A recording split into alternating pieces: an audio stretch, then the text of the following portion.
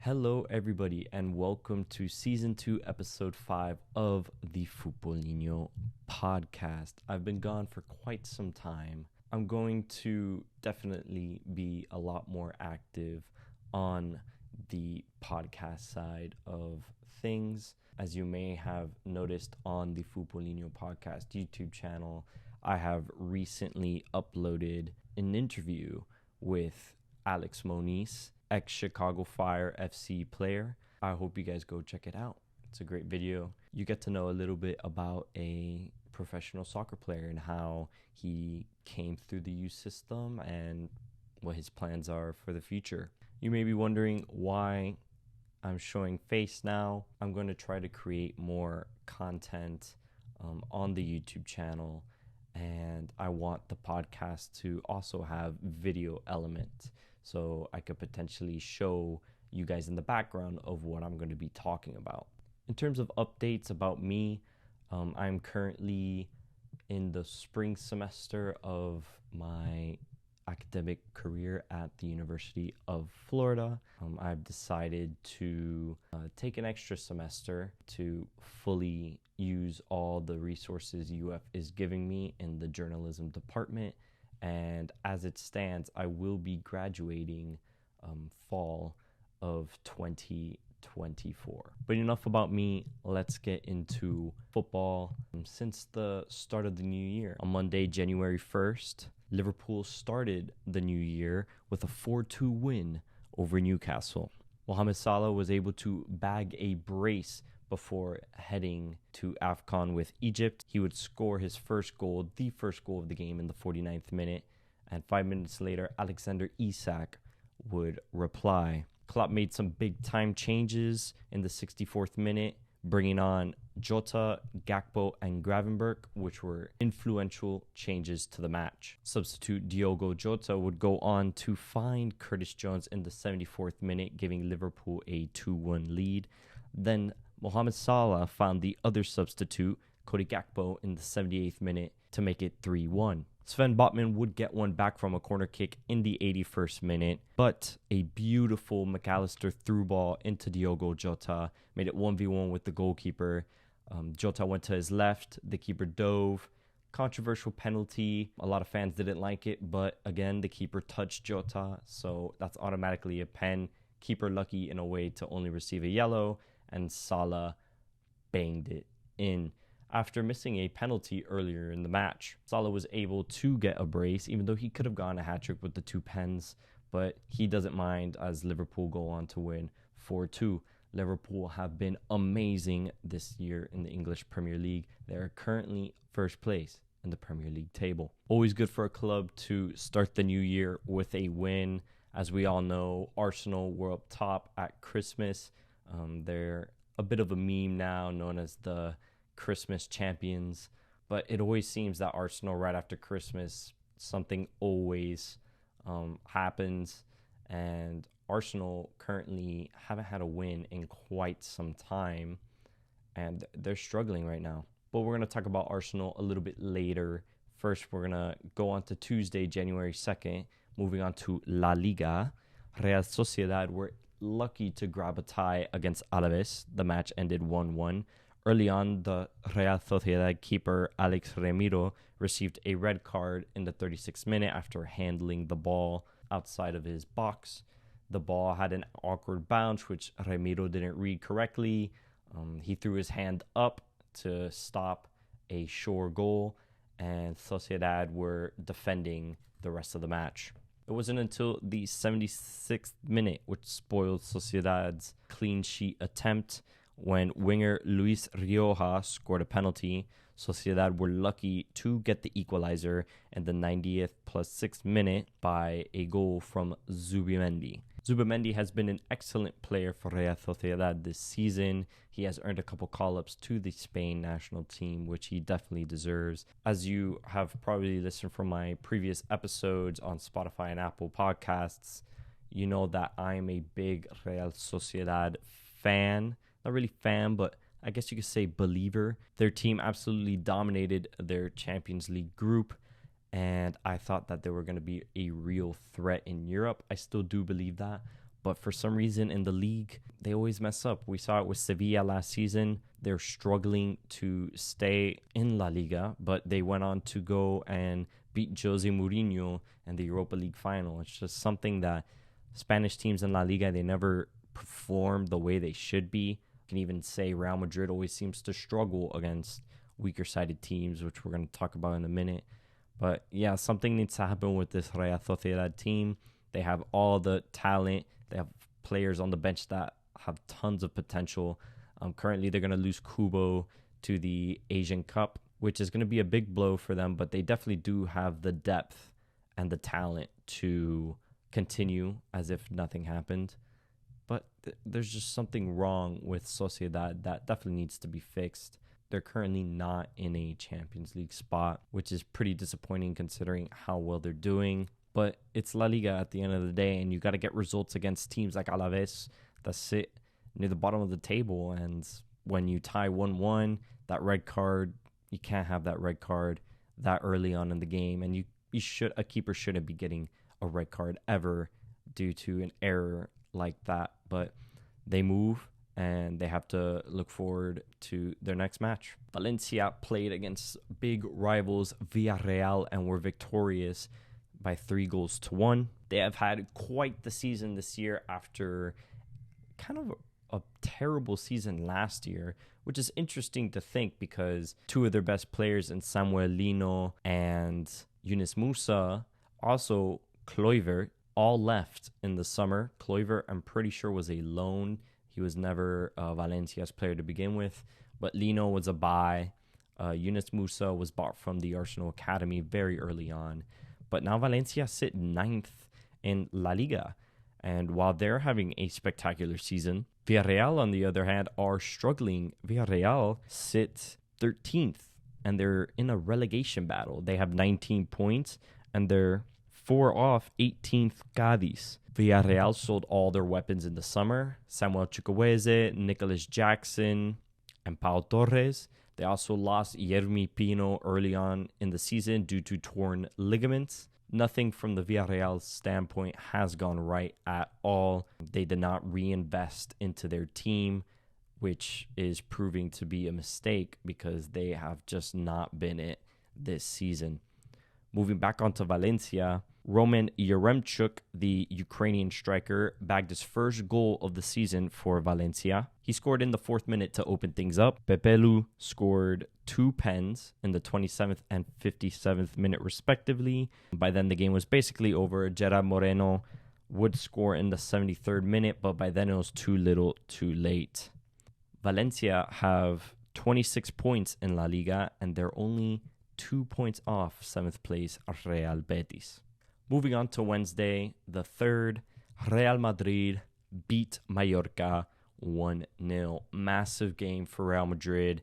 Lots of injuries, players coming back from injury. We saw Vinicius Jr. back in the starting 11 for the first time in quite a while. It was great seeing him play. 2 spectacular shots. One of them was given as a corner, even though I don't believe the goalkeeper touched it, when he went inside the box, shot it with his left foot, and the ball went wide. Was awarded a corner, but don't think it should have been given. Then his other shot was just spectacular. Put everything on it. Great save by the goalie. Had to make a dive. But for 60 minutes from Vinicius, coming back from, I believe, a hamstring injury, I couldn't be more pleased from his performance. Rudiger would go on to score the game-winning goal, the only goal of the match, in the 78th minute. Modric, I believe, sent in the ball right onto Rudiger's head. He leaped up and headed it home, making it 1-0 for Madrid as they win a game that they should have won by a lot more goals.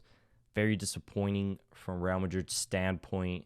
Just nothing, couldn't get anything going. But as I said earlier in the episode, Real Madrid and many big La Liga teams struggle against teams that they should be winning by 3 goals, 4 goals. I mean, we haven't seen Barcelona win a game by more than 1 goal in quite some time.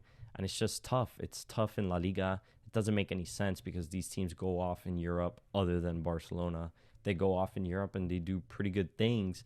But I don't know. But that's been the story for Real Madrid for quite some time.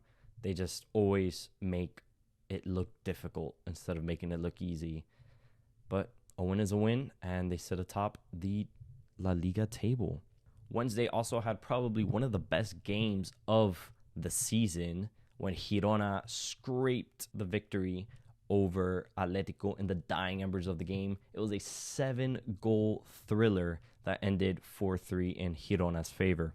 Girona are proving again that they are a legit side. They lost against Real Madrid 3-0 early on in the season, which made me believe that Girona were going to start slowing down, but they respond with a big win over Barcelona and a massive W over Atletico. It's got to be said that the scouting done by the department over at Girona has been amazing. Their right back is currently on loan from Manchester City. Both Manchester City and Girona are owned under the same group, so that was pretty smart move. I guess keeping it in the family, developing not only a right back that I think is going to be spectacular, but both clubs are gaining from it. Left back Migi Gutierrez, ex-Real Madrid. He has an €8 million release clause. I don't know if Madrid should activate it in the summer. We saw the same thing with Fran Garcia at Rayo Vallecano. He was doing spectacular, even scoring goals against Barcelona. But we activated his buyback clause for €10 million. We had a 50% sell-on fee as well. So basically, we only paid €5 at the end of it. And he just has not been good for Real Madrid. He's all hustle, which is great to see, but he doesn't contribute the way that Madrid thought he was going to. Nothing wrong with it. We need to give the player some time. He is a left back, so it should be easier for him to adjust. But at the same time, wearing a Real Madrid shirt is heavy. It's hard to do. And, only the best of the best can do it. We've seen that in the past. But yet again, just capping it off on Girona, their scouting department has been amazing.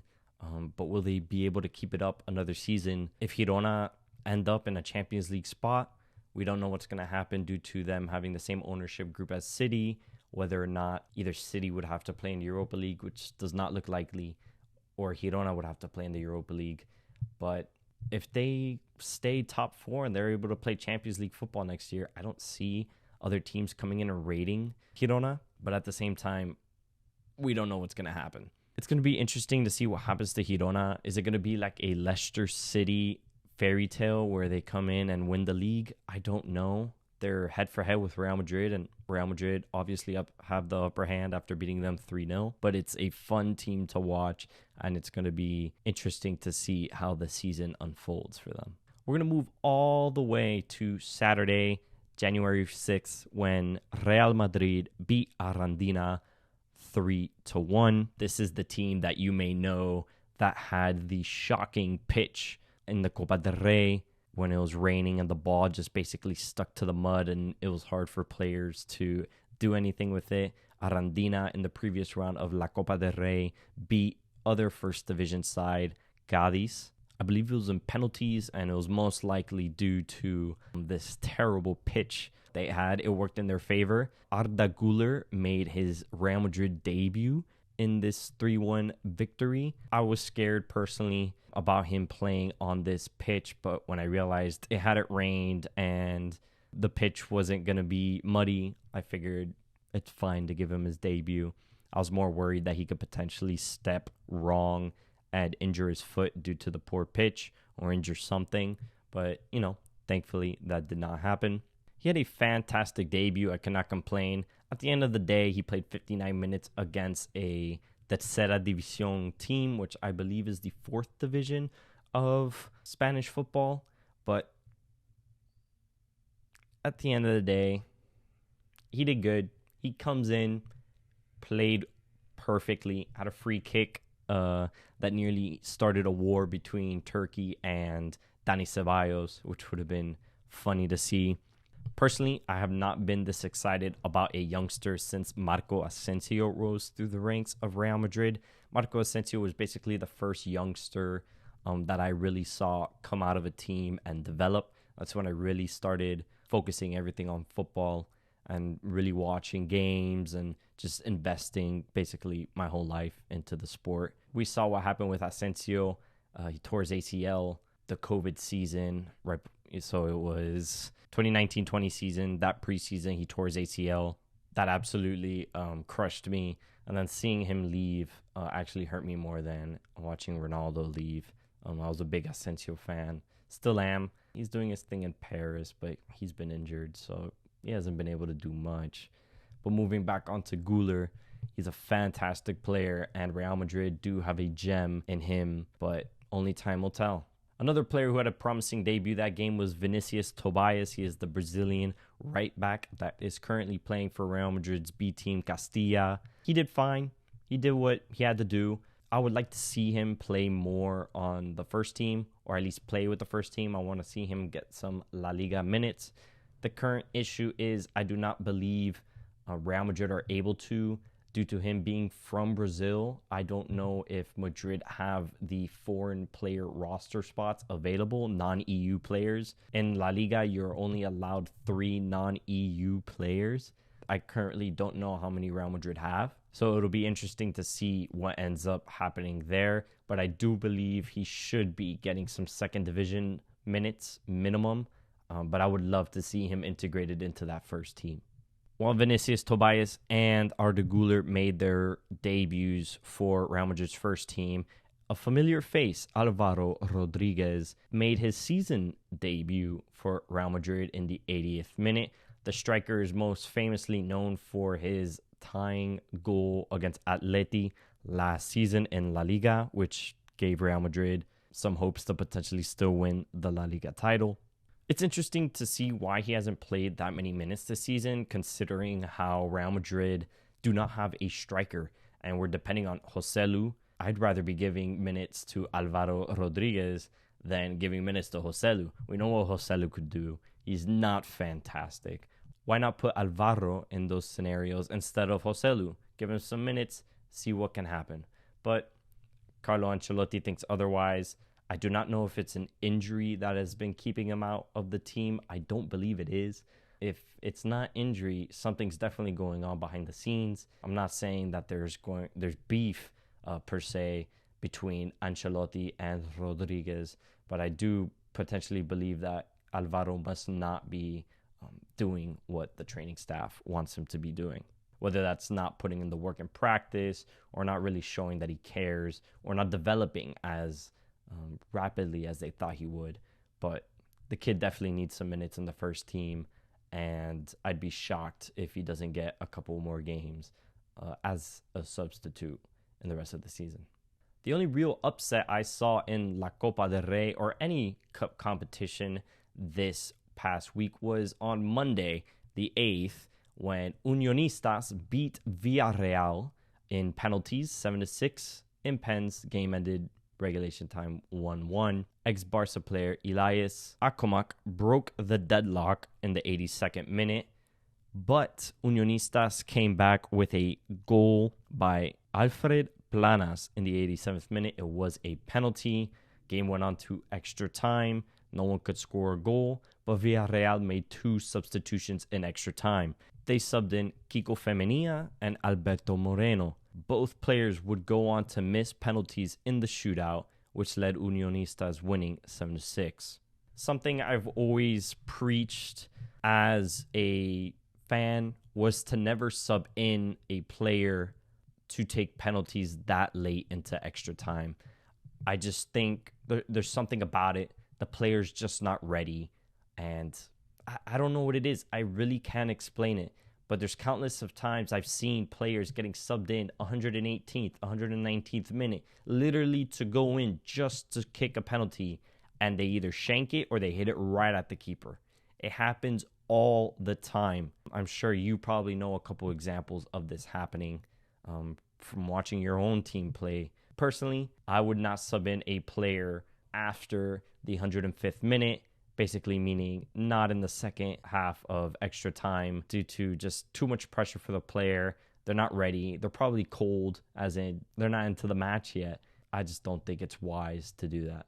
We're going to finish off the episode with the games to watch this week. On Tuesday, Chelsea face Middlesbrough in the Carabao Cup semi-final. This is a two-legged affair with Chelsea getting the first home game. Chelsea not in the greatest of form, but they are playing a second division side in Middlesbrough. I think Chelsea will comfortably win both legs. Moving on Wednesday, Real Madrid face Atlético de Madrid in the Supercopa De España.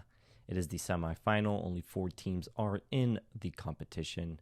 Real Madrid have a tough task in hand. The game is played and the tournament is played in Saudi Arabia. Real Madrid have done pretty well in this competition. The last 2 years, they've made both finals, winning one. Last season, losing against Barcelona. This season, Atletico have been a little bit hit and miss. But when they're on fire, they are hard to stop.